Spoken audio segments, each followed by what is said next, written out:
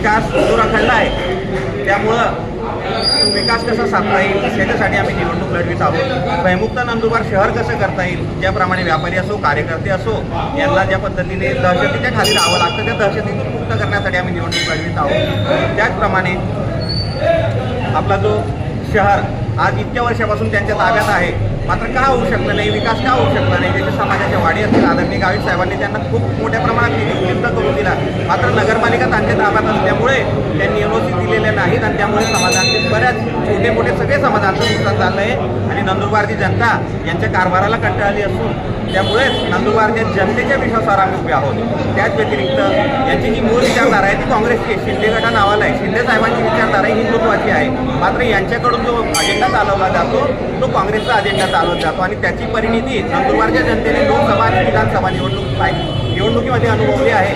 त्यामुळे नंदुरबारची जनता भाजपासोबत उभी आहे आणि नक्कीच भाजपचे नगराध्यक्षपद आणि सर्व उमेदवार सगळेच जण निवडून येतील अशी आम्हाला खात्री आहे. प्रस्थापना ती राहणार आहे, काय सांगणार? आम्ही आजपासून प्रचाराचा नारळ वाढवून आमच्या भारतीय जनता पार्टीच्या सर्व उमेदवारांच्या प्रचाराची सुरुवात आज शहरातल्या गणपती मंदिरापासून सुरू केलेली आहे.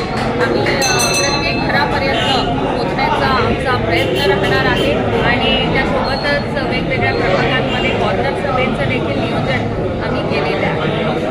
ताई, गेल्या 20 वर्षापासून असलेल्या नगराध्यक्षांच्या विरोधामध्ये नवीन उमेदवार दिला गेलेला आहे, त्यामुळं मोठं आव्हान राहिलं असं वाटत नाही का आपल्याला? नंदुरबार शहरामध्ये खूप मोठी परिवर्तनाची लाट आलेली आहे. लोकांच्या मनामध्ये आहे की नंदुरबारमध्ये परिवर्तन घडलं पाहिजे.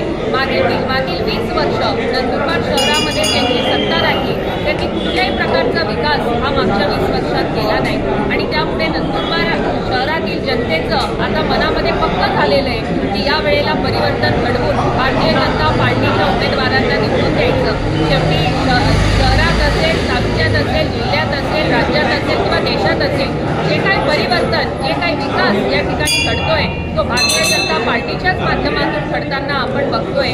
आदरणीय मोदीजींच्या नेतृत्वात, आदरणीय देवेंद्रजींच्या नेतृत्वात देशात आणि राज्यात खूप मोठं विकासाचं काम सध्या सुरू झालेलं आहे. नंदुरबार विधानसभेमध्ये गावित साहेबांच्या नेतृत्वात मागच्या अनेक वर्षांपासून विकास कामं होत आलेली आहे, परंतु शहरामध्ये विरोधकांची सत्ता असल्यामुळे शहरातला विकास कुठेतरी थांबलेला होता आणि आज या विकासाला चालना देण्यासाठी लोक भारतीय जनता पार्टीच्या आमच्या उमेदवारांना विजयी करतील असा आत्मविश्वास आमचा आहे. शिंदे गटाला भीती होती, याच्यासाठी